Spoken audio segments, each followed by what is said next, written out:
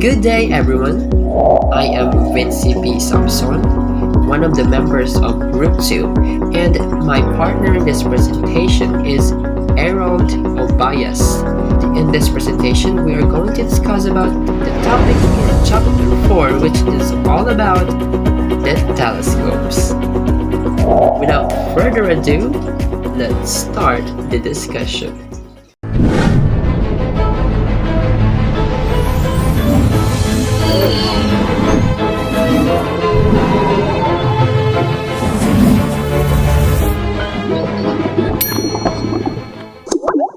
Now, let's begin with the objectives. Objectives. So in this presentation, we have three objectives. First is to analyze the uses of telescopes and binoculars.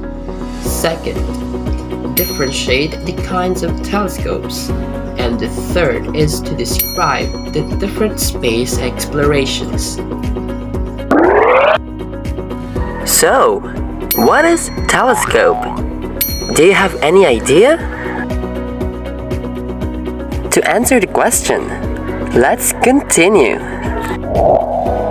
Telescopes. So telescope is an instrument that aids in the observation of remote objects by collecting electromagnetic radiation such as visible light. The telescope is undoubtedly the most important investigative tool in astronomy. It provides a means of collecting and analyzing radiation from celestial objects, even those in the far reaches of the universe. There are people who made a great contribution in the development of telescopes. First is Hans Lippershey. He is known for being the inventor of the first known practical telescopes. It was invented in Netherlands at the beginning of 17th century using glass lenses. They found use in terrestrial applications and astronomy. Second is Galileo Galilei. He was an Italian scientist, astronomer. He was the first one to use telescope to observe the planets, the moon, the sun, and other astronomical phenomena like supernova. And the third is Isaac Newton. He is an English scientist who invented the Newtonian telescope, which uses concave mirror as its primary mirror and a flat diagonal mirror as its secondary mirror. The word telescope was coined in 1611 by the Greek mathematician Giovanni de Missiani for one of Galileo Galilei's instruments presented at a banquet at the Accademia di Lenzi. In the Starry Messenger, Galileo had used the term perspiculatum. In the 20th century, many new types of telescopes were invented, including radio telescopes in the 1930s and infrared telescopes in the 1960s. The word telescope now refers to a wide range of instruments detecting different regions of the electromagnetic spectrum, and in some cases, other types of detectors. At this part, we have types of telescopes. The name telescope covers a wide range of instruments. Most detect electromagnetic radiation, but there are major differences in how astronomers must go about collecting light in different frequency bands. Telescopes may be classified by the wavelengths of lights they detect. So first, we have the X-ray telescopes, using shorter wavelengths than ultraviolet light. The ultraviolet telescopes, using shorter wavelengths than visible light. The optical telescopes, using visible light. Infrared telescopes, using longer wavelengths than visible light. And sub-millimeter telescope, using longer wavelengths than infrared light. Greetings to everyone, my name is Harold Asagon Pias, and for the continuation of our report in Chapter 4, I'll discuss about the types of telescopes. First in the list is the X-ray telescopes. X-ray telescopes can use X-ray optics such as Walter telescopes composed of ring-shaped glazing mirrors made of heavy metals that are able to reflect the rays just a few degrees.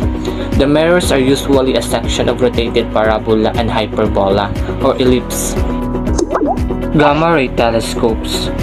Higher energy X-ray and gamma ray telescopes refrain from focusing completely and use coded aperture mask. The patterns of the shadow of the masquerades can be reconstructed to form an image. X-ray and gamma ray telescopes usually on the Earth orbiting satellites or high-flying balloons since the Earth's atmosphere is opaque to this part of the electromagnetic spectrum. Optical telescopes. An optical telescope gathers and focuses on light mainly from visible part of the electromagnetic spectrum, although some work in the infrared and ultraviolet. Optical telescopes increase the apparent angular size of distant objects as well as their apparent brightness.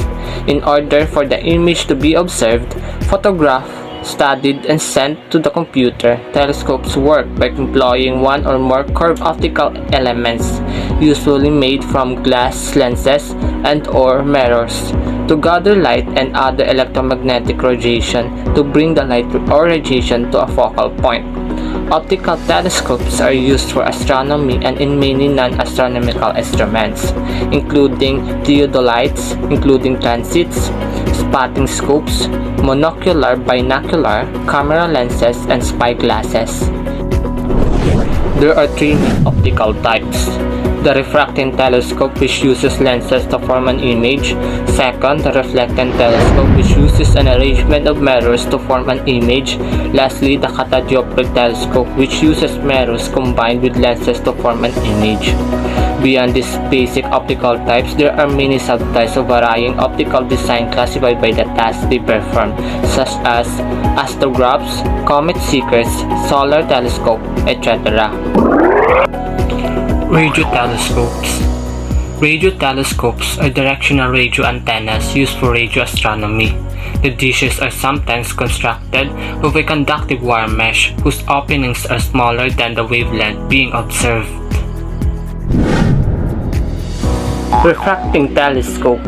A refracting or refractor telescope is a type of optical telescope that uses a lens as its objective to form an image. The refracting telescope design was originally used in spyglasses and astronomical telescopes, but is also used for long-focus camera lenses. Although large refracting telescopes were very popular in the second half of the 19th century, for most research purposes, the refracting telescope has been superseded by the reflecting telescope, which allows larger apertures. A refractor's magnification is calculated by dividing the focal length of the optical tube by the focal length of the eyepiece.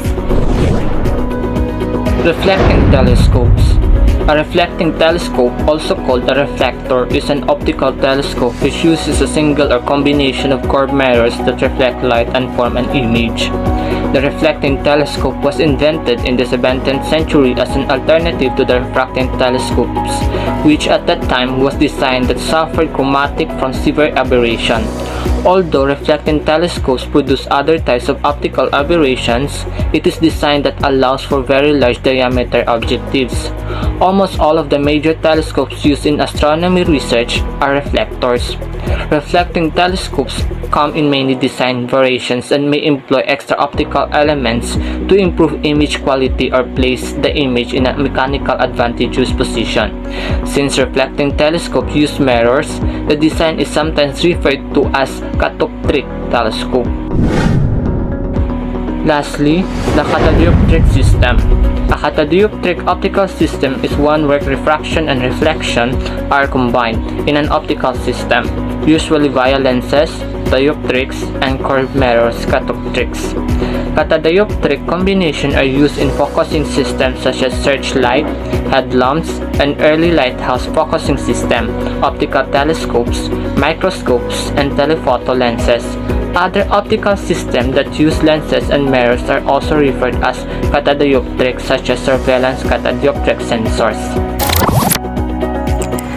In line with the topic that we discussed, we will be showing a video about further concepts of telescope.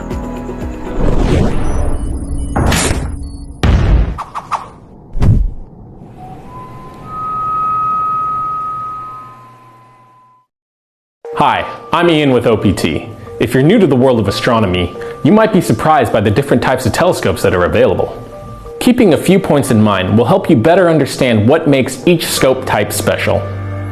In this guide, we'll explain the different basic telescope types and why you'd consider choosing one scope over another. There are three main types of telescopes available. Refractors, which use lenses to bend the light into focus, reflectors, which use mirrors that reflect light into focus, and catadioptric or compound scopes, which use a combination of both lenses and mirrors. While you might hear other specific terms for telescope types mentioned, such as Dobsonian or Schmidt-Cassegrain, most of these other types are actually variants of the basic three, such as a Dobsonian being a type of reflector, or Schmidt-Cassegrain being a type of catadioptric. While each scope type can be great in a variety of situations, they often have their own benefits that make them excel in certain applications. Firstly, we'll discuss refracting telescopes. These scopes utilize specifically designed lenses to focus the light into an image. Refractors are usually long relative to their size, as the light must flow in a straight path through the telescope tube to the eyepiece. The larger the lens in a refracting telescope, the longer the optical tube has to be to bring the image into focus. For this reason, refractors tend to be smaller and more portable than other telescope types. Now, there are some additional considerations you'll want to keep in mind when it comes to refractors. Depending on the type of lenses used for the optics, you may encounter visible color fringing at high magnifications. Also known as chromatic aberration, color fringing is when various colored wavelengths of light get split from each other and arrive at slightly different angles, showing up as an image with distinct coloration at the edges. Most low-cost refractors are doublets, which may have color fringing, whereas triplet refractors are designed to eliminate this issue. Still, whether a doublet or a triplet, refractors are solid, sturdy, and require very little maintenance. Next, we will discuss reflectors. Their use of mirrors causes light to reflect at various angles within the optical tube, which extends the overall light path. This often causes reflectors to be shorter than refractors of the same aperture, as the light doesn't need to flow in a straight line to move the same distance. Since manufacturing large mirrors is often cheaper than manufacturing large lenses, it is fairly common for reflectors to be much less expensive than refractors. Additionally, reflectors are not susceptible to color fringing in the same way that doublet refractors are. If you're looking for a lot of bang for your buck in terms of aperture, reflectors are a great way to go. This is especially true for Dobsonians, which come with their own easy-to-use rocker box mount. Reflectors can be a great value with many conveniences. They can also come in a variety of sizes and can get quite large. Because of this, purchasing the largest reflector you can get is a great way to get a low-cost, large aperture telescope. Another consideration is that, by default, the image you see through the reflector's eyepiece will be upside down. For this reason, you'll want to use your scope's finder to line it up with the objects you want to see before looking through the eyepiece. Most modern reflecting telescopes come with a finder scope or a red dot finder, so you won't have to make an additional purchase to acquire this. Lastly, a reflector will sometimes require a process called collimation, which consists of adjusting the mirrors to make sure they stay in proper alignment with each other. When properly maintained, a large reflector is a great way to view small or faraway objects with great clarity at a great value. Lastly, we will discuss catadioptric or compound telescopes. As previously touched upon, there are many variations on this design. Regardless of the specific build, catadioptrics combine the optical benefits of both lenses and mirrors into a compact, convenient package. This makes them more portable than either refractors or reflectors of the same aperture.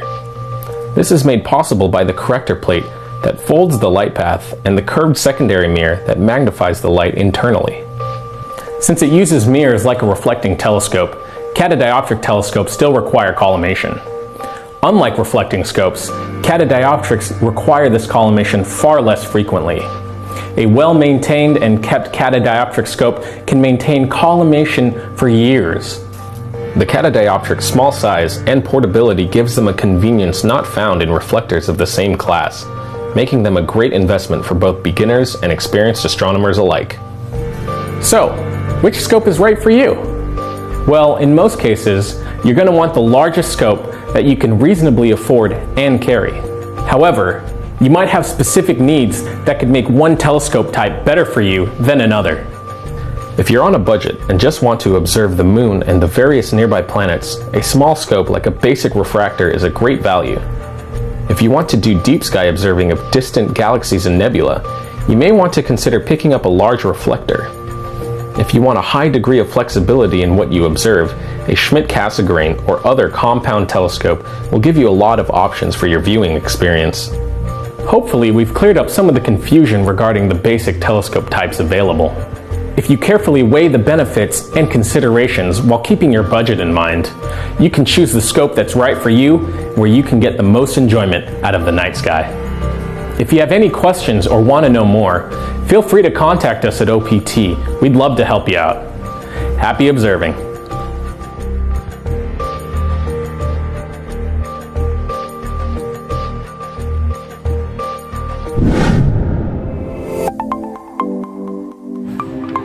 So, this ends our report about the topic, the telescopes. Again, I am Vinci B. Samson. And I am Errol Asagon Ubias. We hope that you have learned a lot in our discussion. See you in the next reporting of Group 2. Thank you so much for watching.